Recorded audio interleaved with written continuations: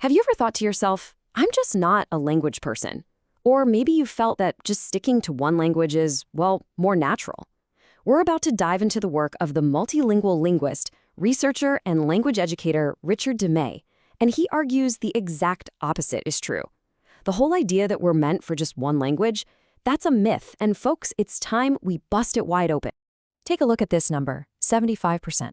According to the world-renowned linguist David Crystal, that is the estimated percentage of the world's population that uses at least two languages every single day. Just let that sink in for a moment. 3/4 of all humanity.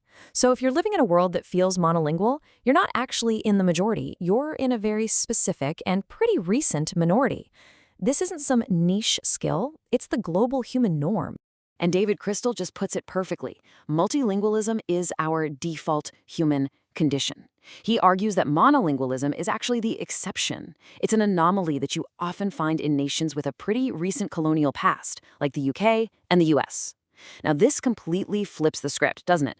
The real question isn't, why should we learn another language? It's more like, why were so many of us convinced to limit ourselves to just one in the first place? Well, to answer that, we've got to look inside our own heads. Because the evidence for our multilingual nature isn't just cultural or historical. It is literally biological. Our brains are fundamentally, ancestrally wired from multiple languages. It's our birthright. How is this possible? Well, it's all thanks to this incredible feature of our brains called neuroplasticity. See, your brain isn't some fixed, rigid computer. It's a dynamic, living network that is designed to grow, to adapt, and to literally rewire itself based on your experiences. And learning languages? Oh, that's one of the most powerful ways to spark that process, keeping your mind vibrant and flexible your entire life. And you can see this neuroplastic design right from the very beginning. From the moment they're born, infants can distinguish between the sounds, the phonemes of every single human language. They are truly citizens of the world. As we use multiple languages, we light up these dense neural networks, boosting crucial skills like executive function and even our capacity for cognitive empathy. As the researcher Richard de Meij explains it, our evolutionary design is to be polyvocal, able to speak and understand in many ways.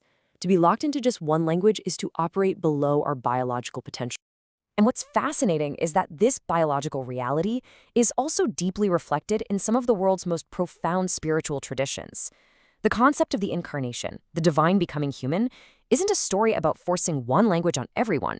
It's actually a powerful validation of our inherent multilingual design. Think about it. The historical Jesus of Nazareth was born into a trilingual world. He would have spoken Aramaic at home with his family, read the sacred texts in Hebrew, and used Greek, which was the common language of commerce, to interact with a wider world. His entire ministry was, in its essence, an act of translation, of making a divine message accessible in the languages of the people. And this all culminates in the story of Pentecost. The divine message wasn't forced into one single sacred language. No, instead, it was liberated. The apostles were empowered to speak in the native tongues of every single person who was there. It's this incredible metaphor for celebrating linguistic diversity, not demanding uniformity. So, if our brains are built for many languages, and this reality is reflected in our deepest spiritual stories, how did monolingualism become the ideal in so many powerful cultures? Well, the answer lies in a historic and deeply damaging disruption. It's really a tale of two visions. On one side, you have the divine design, this beautiful, rich tapestry of tongues reflecting a diverse humanity. And on the other, you have the colonial disruption, the rigid, top-down doctrine of one nation, one language. This ideology pushed the idea that European languages were superior, and it treated the natural multilingualism of the global South as a problem to be fixed. It severed the ancestral and spiritual memory of countless people by forbidding them from speaking their mother tongues. Richard de Meij uses this absolutely stunning metaphor to describe what happened. He calls it a Tower of Babel in reverse. Where the biblical story describes the scattering of languages to create diversity, colonial powers worked tirelessly to do the opposite, to reduce that diversity and impose linguistic uniformity as a tool of control. But that history of disruption is not the end of the story, not by a long shot. Today, there's a powerful movement to reclaim what was lost, a movement that frames language learning not as some hobby, but as an act of personal restoration and social justice. This very idea, language as and of liberation, is being championed on national platforms by incredible educators like Dr. L.J. Randolph Jr. and Milton Allen Turner.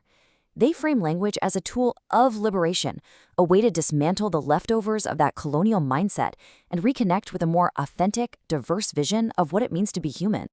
And one of the most powerful affirmations in this entire movement is a phrase originally coined by the brilliant Chicana scholar Gloria Anzaldúa: I am my language. This idea, which ties our identities so deeply to our language, has been reintroduced and expanded as a national platform by Dr. Krishana Heinz-Gaither. It makes it crystal clear that to deny someone's language is to deny their very being. So, how do we take all of this profound understanding of our neurobiology, our history, our identity, and actually apply it to our own lives right here, right now? This is where Richard de Meij builds upon the powerful work of Anzaldúa and Heinz-Gaither to offer one final crucial evolution of this idea. He makes it plural. It's not just I am my language, singular. No, it is I am my languages, plural. We are designed for the plural. Our identity isn't singular. It's a rich, dynamic tapestry of languages and cultures. And that right there is the ultimate takeaway. It's a call to action. Whether you're learning the tongue of your ancestors or the language of your new neighbors, you are participating in an act of reclaiming your full human potential. You're stepping back into the way we were always meant to be. So the question isn't whether you can be multilingual. The question is remembering you were born to be.